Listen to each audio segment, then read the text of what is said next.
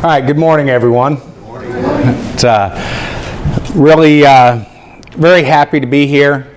Thanks to Erica and the Fort, all the sponsors. This is quite an amazing thing for me. I hope it's as good for you. Going to cover the Highlanders here in North America, and one thing that somewhat of a disadvantage for me, some of the other posters, they've been pretty much they've extracted things from their research they've already done.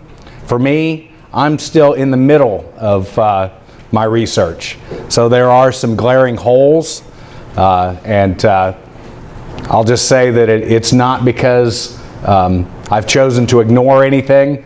It's just still in the middle. So with that, you can see here on my opening slide have three different Highlanders. On the left, perhaps the only image of an enlisted member of a Highland Regiment here in North America, executed perhaps very near here. So, so that's from a map of the Ohio country. Comes from about 1764. In the center, Malcolm McPherson of Bonnets, a very amazing person, became very popular in England, and we'll get into that here in a little bit later. And then all the way on the right is Montgomery, commander of the 77th, and we will, it's pretty amazing, I think, that he actually had this portrait done in Highland dress, based on some of the things that his decisions when it came to his regiment.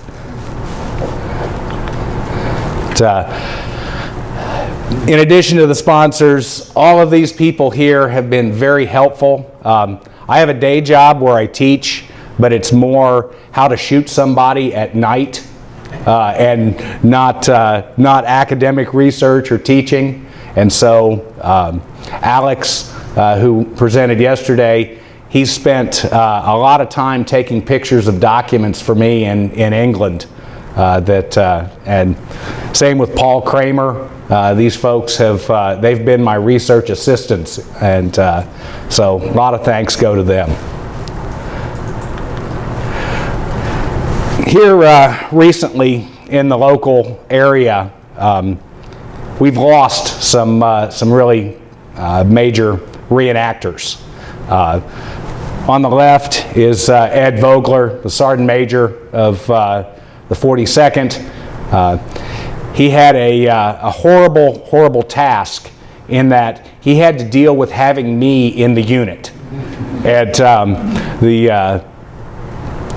people would say, well, we'll never know that. And well, actually, according to this document out of Murray's papers, the regiment did this. So very thankless task. He just passed away. And on the right is my old roommate and co-worker, Jamie Panisi. We worked together at the New York State Historical Association, a now defunct organization. But we were Indians during the day and Highlanders at night. That picture there is him. He borrowed all of my reenacting clothes to go to a wedding. And it's most people would never know, Jamie in a kilt. But that was kind of our norm. Here's some of the things that I'm going to talk about today. We need to figure out, we need to put Highlanders in their place, so to speak, and how they ended up in regiments, their training, their interactions with people here in North America. Combat, I'm not going to go and discuss every single battle that the Highlanders were in. It would take 100 of these conferences to deal with that. But we'll hit some highlights, how things went after the battle, Chelsea, which pensioners, which is something that others have spoken on, And then because I am truly mostly a material culture type historian, we'll get into the cool old stuff. Highland weapons, Highland clothing, and of course bagpipers. So all right, here are a couple of different views of how Englishmen viewed Scotsmen. On the left, you can see a Scotsman. Well, he's not able to really even use the latrine properly. And so he's got a leg down each hole, and yeah, those aren't ants crawling up the front there. But on the right is a parody of drill, arms drill. And for those of us who actually, have conducted drill, you can translate it into, things like join your right hand to your firelock, poise your firelock. But you notice at the end, they say sir, right? And that's just an Englishman's point of view, in that they felt that Highlanders were extremely formal to each other, but it was in a form of equality. And they were all considered themselves gentlemen, even if you didn't know how to use the latrine properly. So that just gives you kind of an insight into the Englishman's point of view. And here we have Morier's photo of the Battle of Culloden. And you can see you've got the English soldiers with their muskets and bayonets very well formed, and then you have this plaid mob that kind of reminds me of a mosh pit I was in at a Flogging Molly concert here a couple months ago. But and you can see the Scotsmen, they're armed with swords, they have shields, farm implements as as weapons, and that's very much Englishmen's perceptions. The truth of the matter is after the Battle of Culloden, the Jacobite army had more muskets than they did men. Right? They were actually pretty well supplied by the French government. And so, did they conduct a Highland charge? Yes, but they fired volleys, and then they all just dropped their muskets and charged. We'll see this again coming up about September of 1759. Now, got here two different orderly books. The Jacobite army did in fact have orderly books. They wrote down orders, they marched, they drilled. They were very much a typical European army. They wanted to make sure the men had enough water. Having been an NCO, ensuring your troops have enough water and making sure, that guy in your unit that never has water has his canteen filled. It really resonates with me.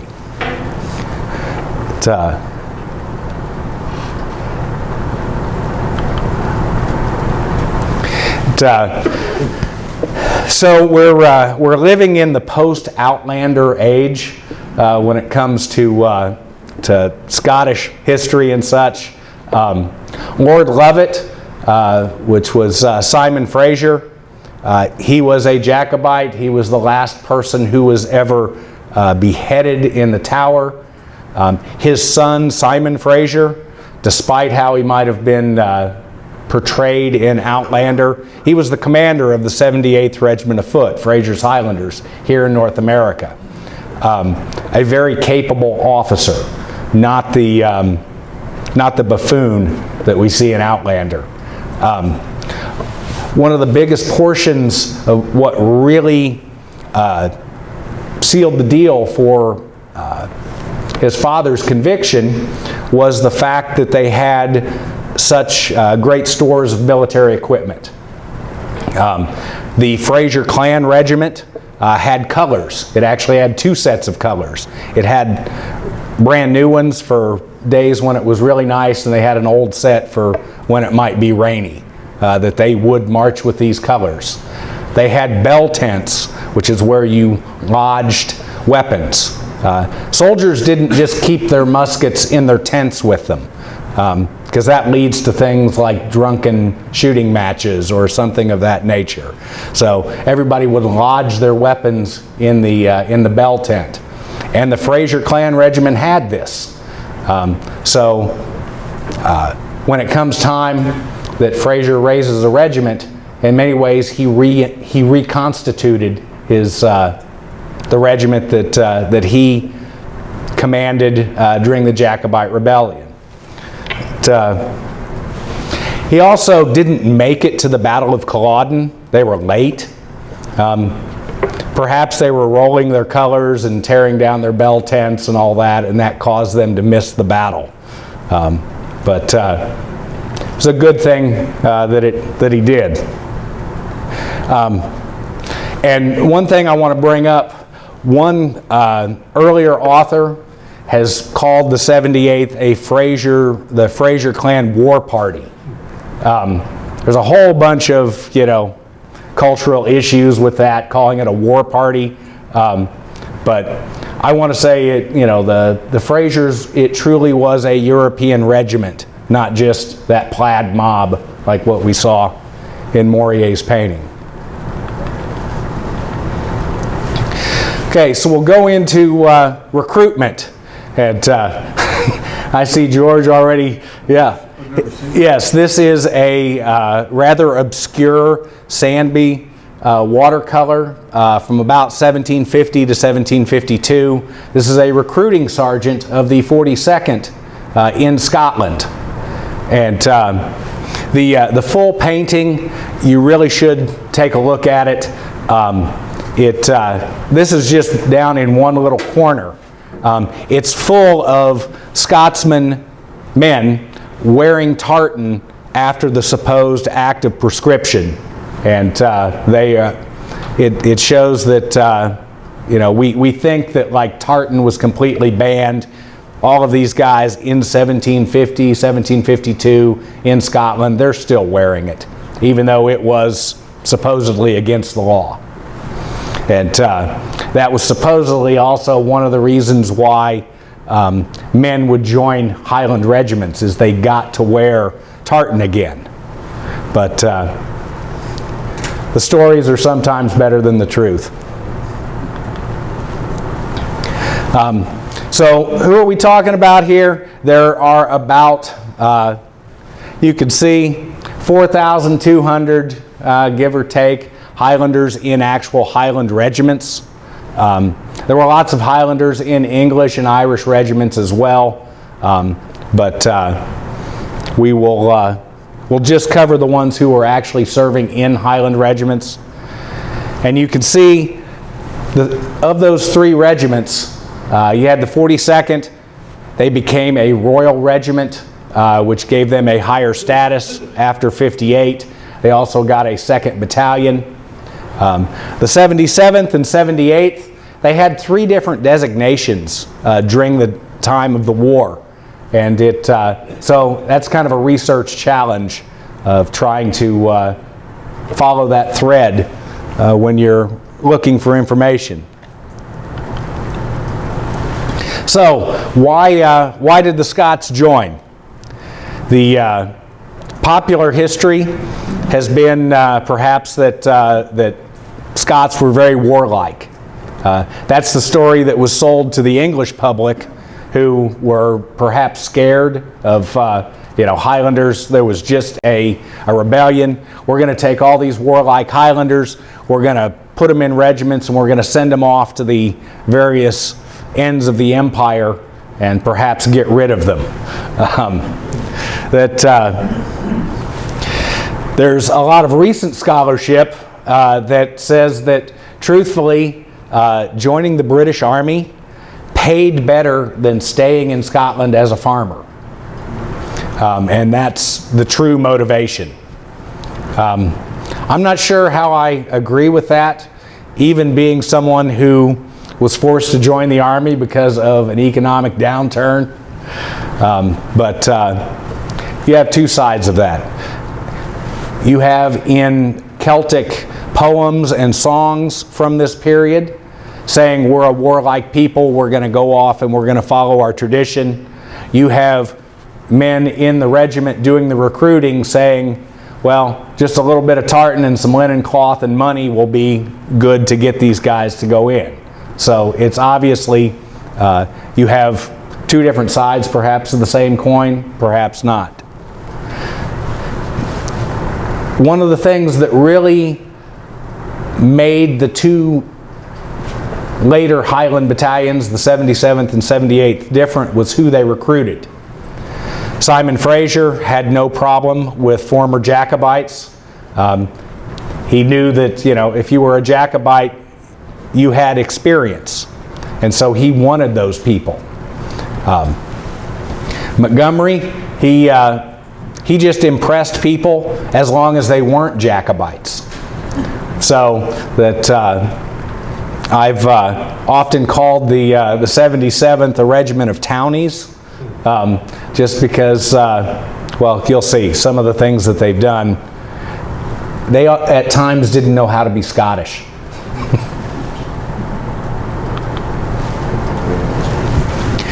All right, training, obviously before you can actually go to war, you need training. This painting is one that I remember the first time I ever saw this painting in a book, and it was one that Scott Stevenson did, and I had never seen a color image other than, there was one, but this is the 2nd Division of the 42nd. It's not the, it's very popularly known, and even the Black Watch Regimental Museum says this is the 2nd Battalion of the 42nd. But this is the 2nd Division, which was the 42nd had to bump up their numbers, so they recruited a bunch of people. The people who were already in had already departed for North America. These guys were recruited, trained. You're seeing them undergo their final examination to prove that they are good soldiers. And all right. Well, I can't make the laser work. Ah, there we go. Anybody who's ever read Robert Louis Stevenson's Ticonderoga, that is Duncan Campbell there on horseback. So just a bit of trivia. Whoa, what did I do? Okay, cover some of the different types of training. In the 78th, they had a sword fighting champion in the regiment, and they actively attempted to, you know, they trained in sword fighting, which is it's pretty well, it's very much very Scottish, but not the norm. Also, the 78th, they had to, when they were here in America, learn how to use snowshoes, how to wear Indian leggings and moccasins, and which was rather different for them. That third quote from Amherst's journal, we think of very much in the French and Indian War over here. We think woods battles and things of that nature. But here you have two of the three Highland regiments together, and they are practicing very conventional fighting tactics. You know, firing in ranks 2 and 3 deep. They're preparing for the assault on Montreal. And yes, they had to cross a vast expanse of wilderness, required them to modify their uniforms, to wear Indian leggings, things of that nature. But once they got to Montreal, it was going to be a conventional fight, was the expectation. So even though in today's military, you know, people who are elite, you know, oftentimes don't do the normal army things very well. Like, you know, how to wear your hat or not wear sunglasses or things like that. But I see very much the same sort of thing in they're reinforcing to these units, your soldiers, and you're expected to do what you're trained to do, not go off and be Indians.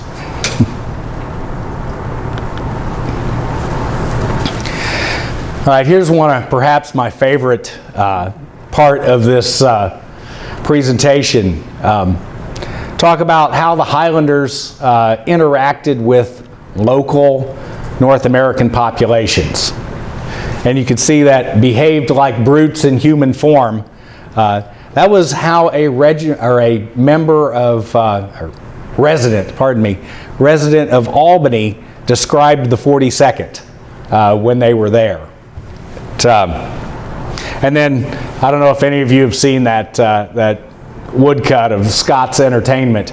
You've got all these Highlanders, around having a party, but then there's, some non-Scottish woman who's having to cook for them, and she's bent down, all of that.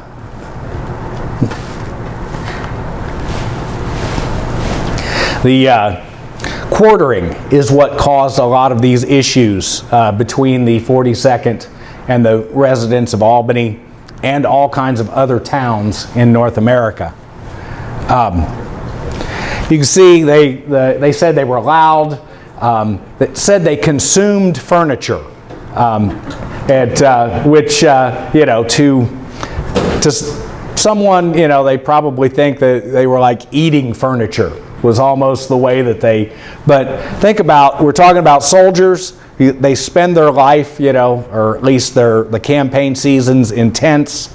They have no heat, right, at all in these tents. No fires, anything like that. They get quartered somewhere, they'll sit on the floor cross-legged and eat their dinner and burn the dinner table to stay warm. And that's pretty much what these guys were doing. Just the presence of these Scotsmen were even blamed for 2 Albany women having miscarriages. That a few years later, the 78th comes through Albany, and they're forced to sleep in tents in about a foot of snow because the people of Albany simply would not give them quarters.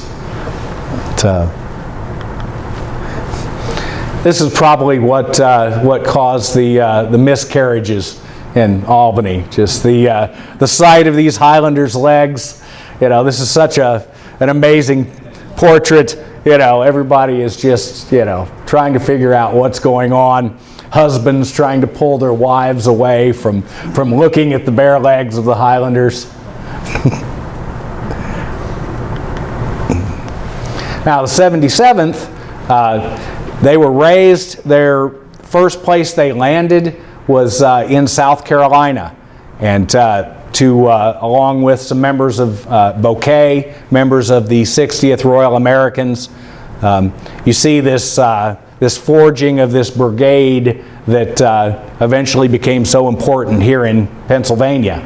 It starts in South Carolina. South Carolina said, sure, bring these soldiers in. We will we'll give them a place to stay, we'll feed them, we'll provide them with all this stuff. And then they didn't. And you can see a half-finished church with no windows. The 77th lost 87 people and over 500 sick because of the harsh South Carolina winter. Well, at least compared to Scotland, it was a much different winter. But and you can see here, Bouquet was not at all happy because the residents of South Carolina, how they felt about soldiers or African Americans.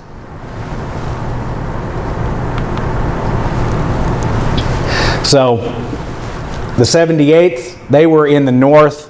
Much different type of experience they had, but still the town where one particular company was, they asked to be reimbursed, and there was a real reason for that, which we'll get into in the next slide.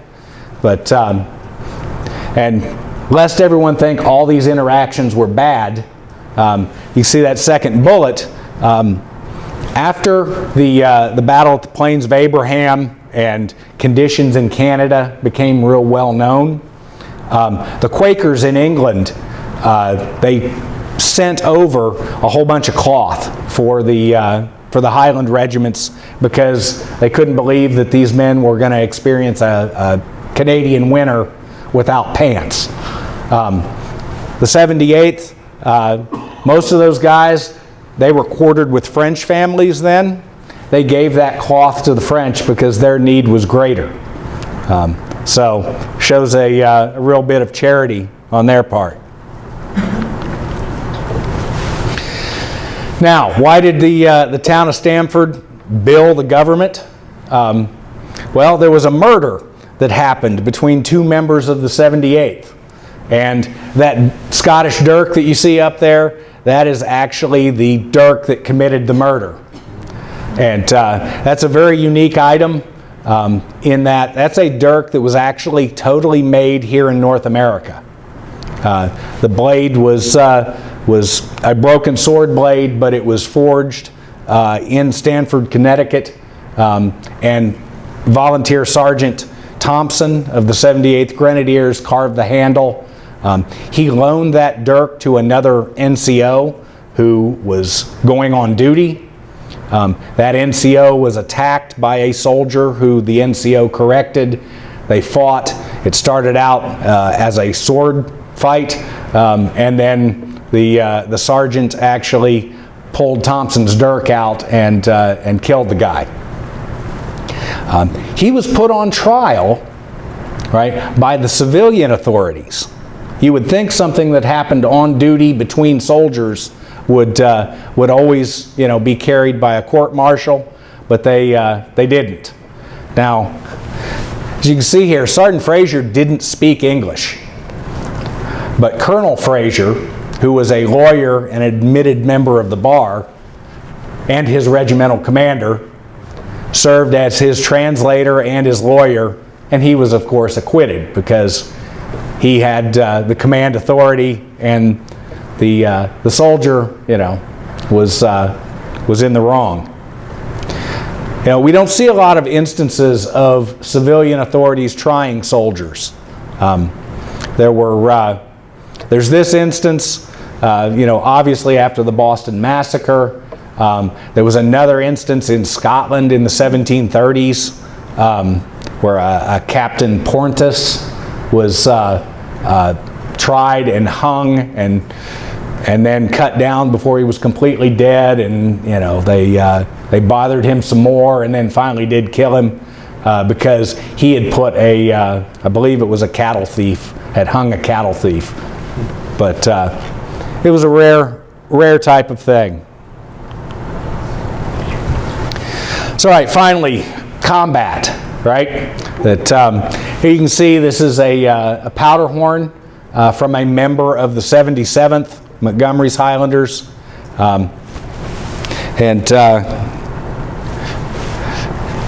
it's very telling that you could see there are facings and lace on this guy's coat, which we'll get to here in a little bit. But this is from, like I say, this is Cherokee War.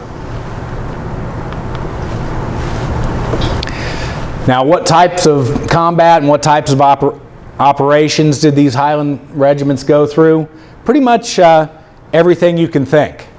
Amphibious assaults, which is something that was, it's very D-Day-like. They had to assault fortifications. The 42nd's attack at Ticonderoga, it was just, they expected that attack would go exactly the same way as the attack that they had done on a French fortification on the continent in the 1740s, where the 42nd overwhelmed the French, and well, Ticonderoga didn't happen that way. The 77th was almost completely engaged in fighting against Native Americans, and that they didn't like that, I don't believe. And then peacekeeping operations in Canada, garrisoning forts, and sometimes going on very long journeys from Fort Pitt all the way to about St. Louis to take over Fort Deschartres, falling out of boats and drowning along the way, forgetting to take a flag, a British flag, when you're going to accept the surrender of a French post, having to sew one up while you're floating down the river out of a tablecloth and using red Indian paint to make the Cross of St. George on it. Here you can see one of those assault boats. This is a small one that is over in the National Army Museum in England. And this quote here from Sergeant Thompson, you've got cannons, shooting balls, huge cannonballs. You have cannons shooting musket shot. That's basically a machine gun, right? This truly is, you could, it's like D-Day landing. And he obviously was very much taken with that. His patron, who was the captain of the Grenadier Company, was killed here, and thus he ended up spending the entire war as a gentleman volunteer, but only serving as a sergeant. He was supposed to get an officer's commission, but he did not. Sergeant Thompson ended up being the chief engineer for Quebec, and was responsible for the defenses when another Montgomery attacked Quebec in '75.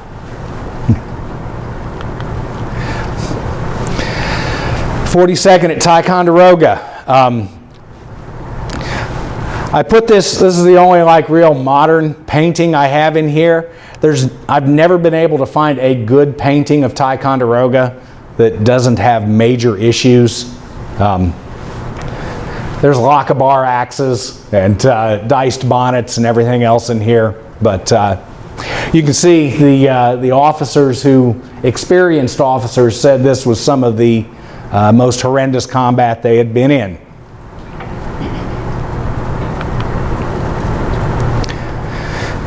This is a painting of Hugh Montgomery, who was the nephew of the commander of Montgomery's Highlanders and succeeded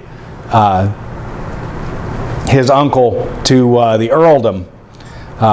This quote from a member of the 77th, it reminds me of that scene in Zulu where the two groups are singing back and forth. It's pretty much why I put it in there, just because of that. Here's another quote. They really laid waste to the Indian villages. And there's another powderhorn of another member of the 77th, that Hugh McLean, he settled in North Carolina after the war and then eventually ended up in Canada. He joined the Royal Highland Immigrants in the Revolutionary War. But you can see his powderhorn shows fighting Indians as the norm. So afterwards, what happens, right? This is a 1740s image of a member of the 42nd, lost his arm in the Battle of, I can never pronounce French names right. Fontenoy? Yeah, it's Fauntleroy to me. And he supposedly killed 9 Frenchmen with his sword after having lost his arm. This will come up again. So Chelsea Hospital records, right? We're fortunate that we have all of these records of all of these people who received pensions. This is a page from the 42nd, but the real nightmare, look at all these dates over there on the right-hand side, 39, 59, 47. It's not in order. It's obvious that somebody made this book. It's in the 18th century, but they didn't, at least for the 42nd, they didn't keep a chronological listing. Now the 42nd and the 78th, they sent wounded soldiers back to England on a regular basis. And all of the Ticonderoga wounded that showed up at Chelsea Hospital, they got the runaround. So then Colonel Murray, who was the commander of the 42nd, but an absent commander, he didn't actually deploy. He, for the first time in perhaps 2 decades, put on his uniform and marched at the head of the wounded people, and then stood there and made sure that the clerks and such at the hospital processed his men's paperwork. The 77th, they never sent any wounded to Chelsea during the course of the war. Possibly because they were in places like, out here and such. But here you can see a couple of different tables that I made. The 77th had a couple guys admitted in 57. Most likely they did not deploy here to North America. And then nothing until after the regiment was disbanded. Whereas the 78th, like I said, they had people come in all the different times. And you can see some of these, worn out is gravelish. I feel that right now. But rheumatic, all of these different things. And look at just the numbers of years some of these guys had. That well, when it comes to the 78th, the person, in a sense, you could say that I portray, he was a 50-year-old drummer who was admitted to Chelsea Hospital with like 24 years of service. So it always causes lots of consternation. People come to reenactments expecting to see a little drummer boy, but it's this old fat guy. All right, weapons, right? Lots of cool old stuff. That we've got pistols, we've got swords, and yes, we even have the targe or target. You can see up here the picture is a picture of the 42nd in Flanders in 43. It is kind of stylized, but they're carrying targes. That quote up top is actually from a poem written in the period, and it references targes. We also know that Oglethorpe's Scottish immigrants who came to Georgia in 1739, they had targes, right? There on the left, that's the 84th Regiment. Right? They wanted targes. They were going to have this 100-man. They weren't really grenadiers, they weren't really light infantry, they were just armed with swords and targes to do Highland charges. That it didn't happen that way, but they planned on it. Pistols, Montgomerys, here's where you start to see the de-Scottishness of Montgomerys. They just put them into stores, that they didn't like them. The 42nd did as well, whereas the 78th continued to carry those pistols to use them in the traditional Scottish manner.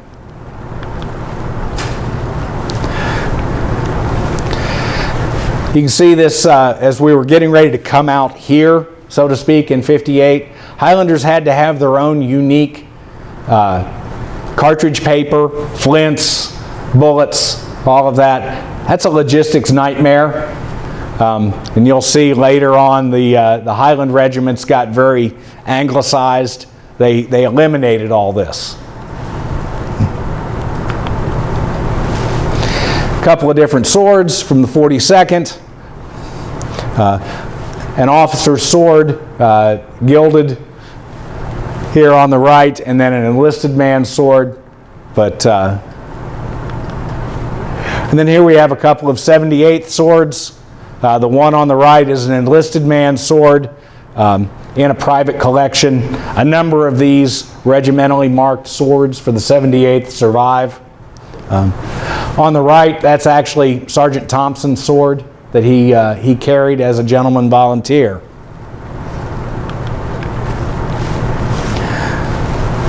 Sergeant Thompson talked about at the Plains of Abraham, the 78th, they fired 2 or 3 volleys with their muskets, dropped them, and then pulled out their swords and went on and just hacked their way through the French.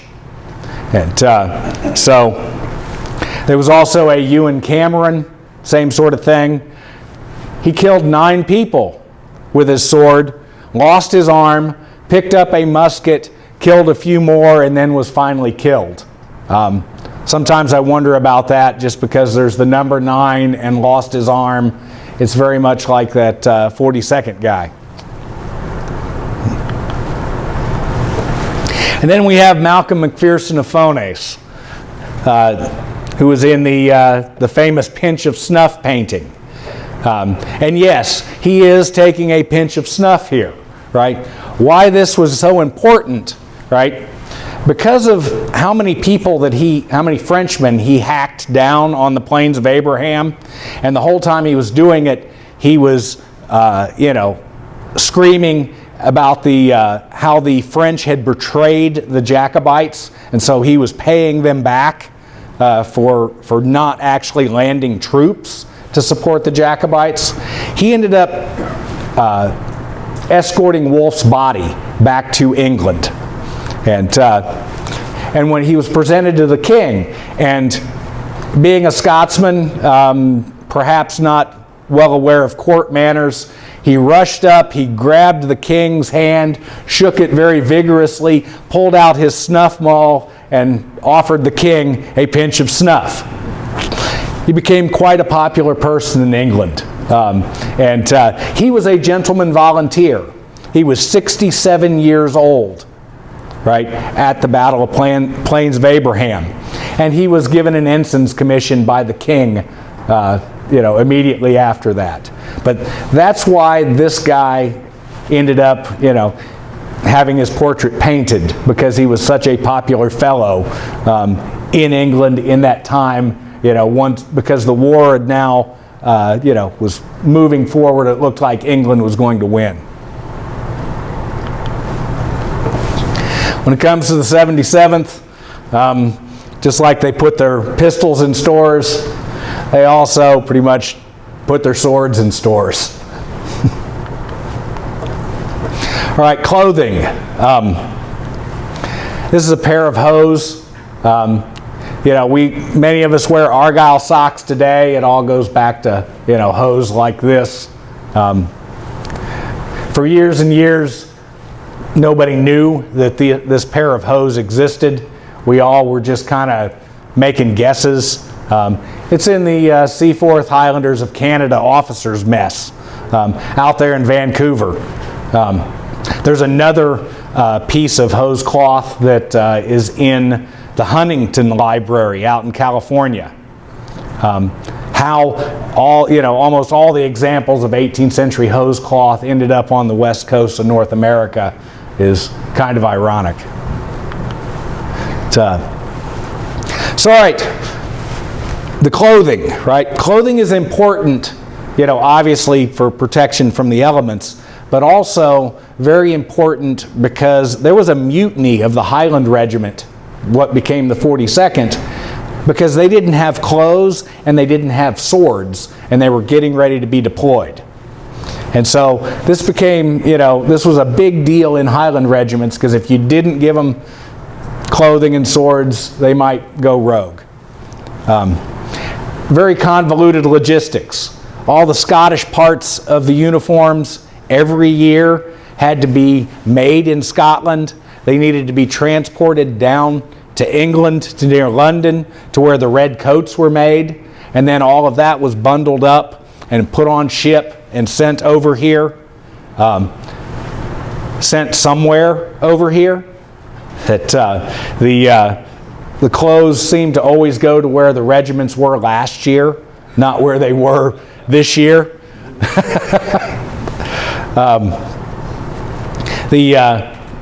There's one account in Murray's papers, a brand new set of bonnets for the 42nd arrive, and 1,000 bonnets and 6 of them are wearable because moths had gotten in and eaten them up in the trip over.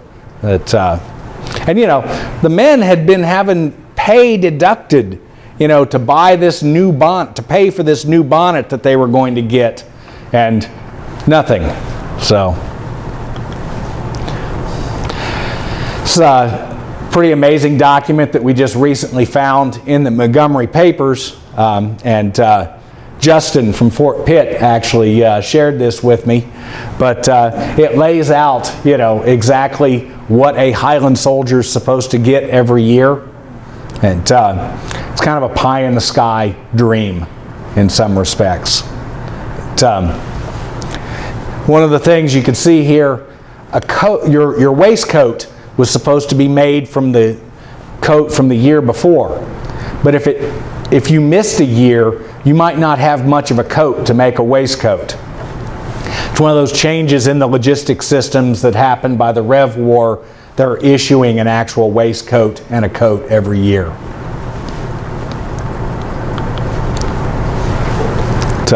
Here you can see an invoice of some things that were shipped. And this is rather important. The modern 42nd wears a red feather in their bonnet. It's called the red hackle. There's all kinds of, you know, discussion. When did it actually happen and for what reason?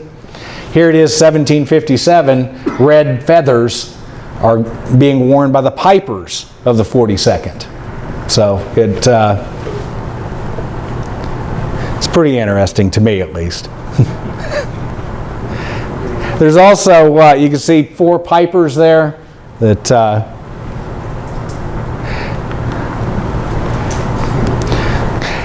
rather hard to read, I'm sorry for that, but basically what this is saying is the clothing for Frasers, Montgomerys, and the 42nd, it was all shipped together, it all went to New York for the year 58. Or maybe it was... That's June of 57, yes, for campaign year 58. At that time, you know, the 77th was in South Carolina, the 42nd was in New York, and the 78th was up in Halifax. So, so basically, the 42nd got their choice of what they wanted and shipped this stuff to the other way. Yeah, in many respects, yes. Here you can see, you know, how that played out.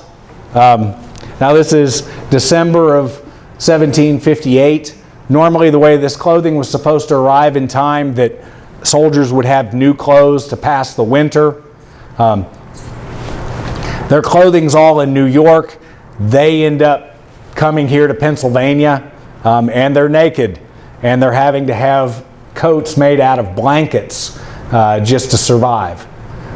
Blankets that were probably white, which means now they kind of look French.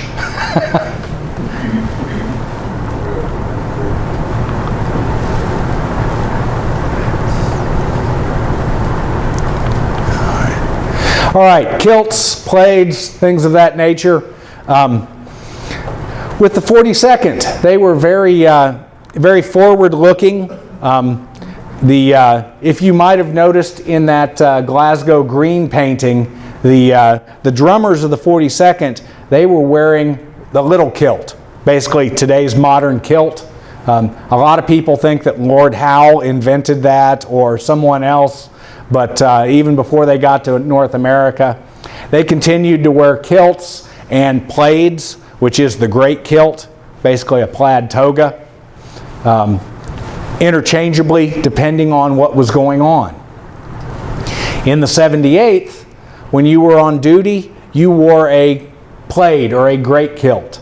A little kilt was only good for off-duty, outside of the Army employment, because 78th kind of had that hot, old school Highlander vein.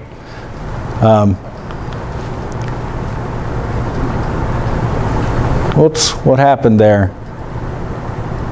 There was supposed to be another slide there. But, all right, so, here we go. Ensign Grant's Tailor Bill. And he was with the 77th. He got pants made, right? The 77th was who was behind the idea of all the Highland regiments having to wear pants, as far as I'm concerned. And then here's some of the big research that I've been doing. Basically, the Colonel Murray and Colonel Fraser, they were getting an amount of money from the government to make the men's uniforms. It included that regimental lace that Alex talked about yesterday, but they weren't having it put on. They were pocketing that money, and so they got in trouble. So, now here are a couple of 77th uniforms from Powderhorns that they do look rather Scottish. Not perhaps what the historical record. This is more what some people might have wanted them to look like. And then here we have a couple pictures of 42nd officers before and after that censure. This guy on the right, we don't know who he is. On the left, that's John Campbell of Melfort. He served in both the 77th and the 42nd. Just been talking with his family who still own that painting. One of them says they think they remember a box of his papers that's down in the basement at Hope Springs and Turtles, or however that goes. That maybe there'll be a bunch of 77th orderly book or something that will be able to fill that hole in research. All right, pipers. I'm just about to close up here, but there were pipers here in North America with the regiments. 42nd had 4. The 78th had 1. We don't know how many the 77th had. You can see this is a document that relates to the headgear of the pipers. A silver embroidered, basically grenadier cap that they wore. And then the drummers had a white-haired grenadier cap in the Grenadier Company.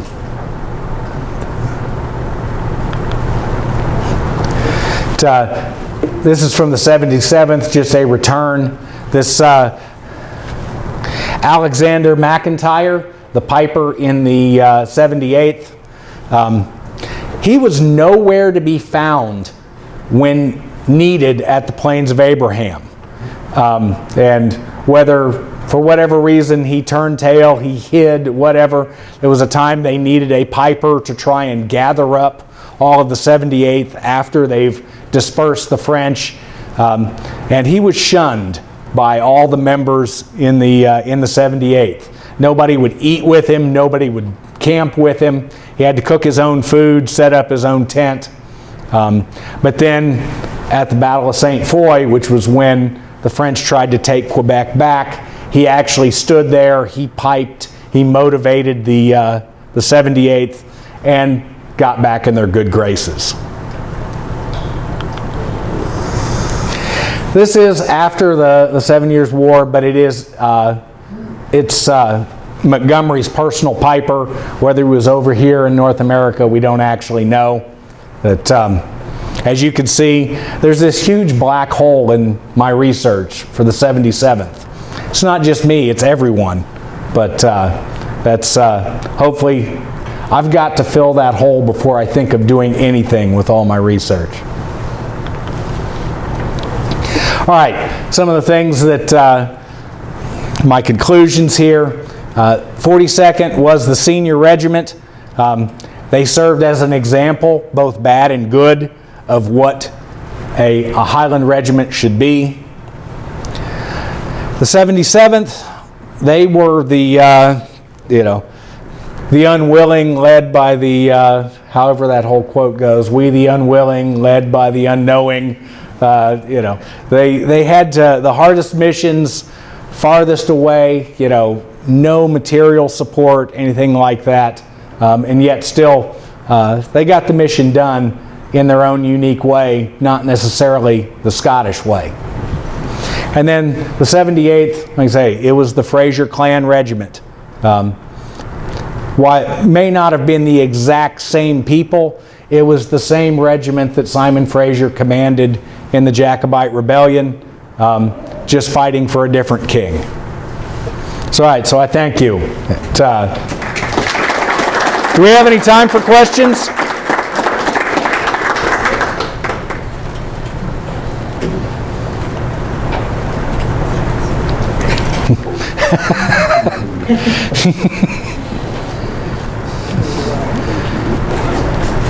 Fred, no criticisms at all, but I did want to add something to it if I could. Yeah.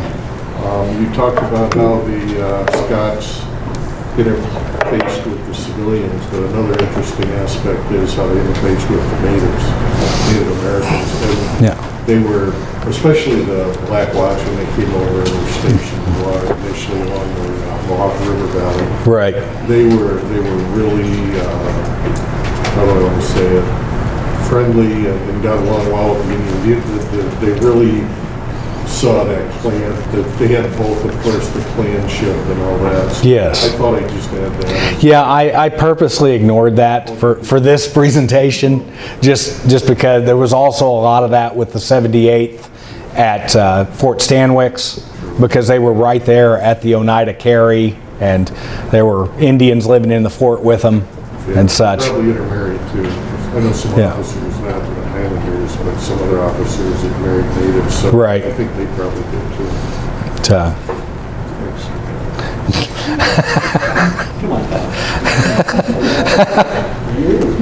Fred, you could clarify something for me that occurred to me many years ago, and you talking about it brings us back up again. With the Scottish Regiment, in preparation for the campaign season, were gated with English regiments. Right. How do they go about making the different forms of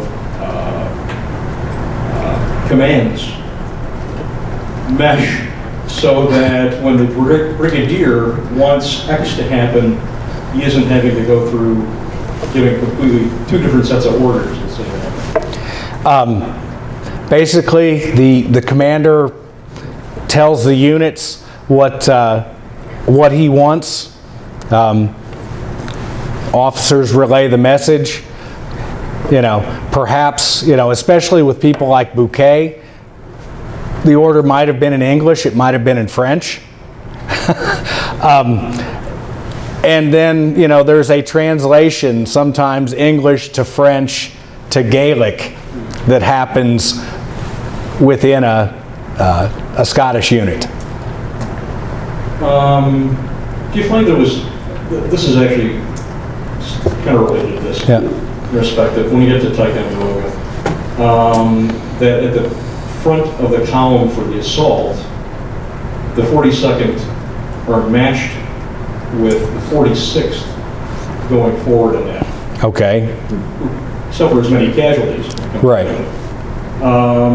You think that they purposely sent the 46th with them because they were also a Scottish regiment, even though they were actually an English regiment. Right. But they were recruited in Scotland. Right. Created even though they were not dressed that way. One of the things, with the 42nd wasn't even supposed to assault there at Ticonderoga. And they basically, that's where the whole, lions breaking their chains and all that, because they were in the reserve. They were so angry that there was so much casualties going on that they pretty much almost disobeyed orders and made that attack. So perhaps they went to that, that cousin Scottish regiment and joined up with them. So that, but that's about the best I can say.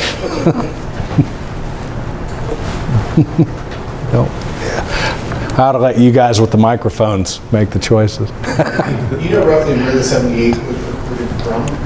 I'm looking at the spelling of McIntyre that was on there. And Okay. McIntyre, that is a very foreign spelling for McIntyre. There was a lot of it happened around the Fraser estate, but around the Fraser estate, not necessarily the Fraser estate itself. But there were recruiting parties sent all over Scotland. So I don't have that document. I just have that transcript. So I can't tell you I hope that that's a true transcription, but you know, some of these documents that I've seen quoted time and time again. Now, when I have an actual photo of the actual document, it says something totally different. So, Should have been an English translation. right.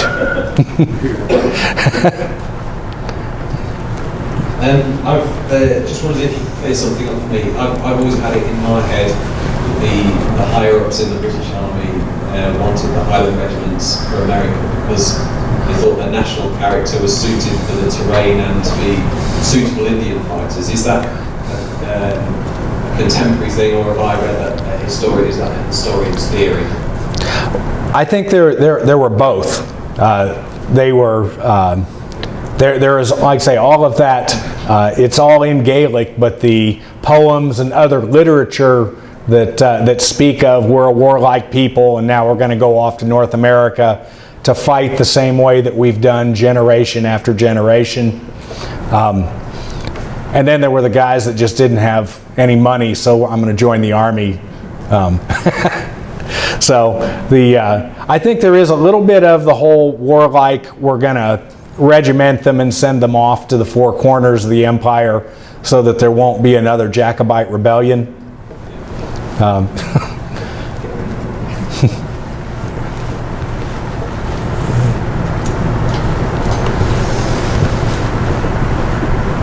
Would there have been any cultural differences, animosities between the Highland Scot regiments and the local Scots Irish settlers? I've not seen any animosities. When you see the difference between the Albanians, so the residents of Albany, who are mostly Dutch, and then the Highlanders, you know, that drove that. The South Carolina, they're not so much Scots Irish yet, but I've never found anything particularly about that. I'll look though. Any other questions? Well, let's give Brad another round of applause. Thank you.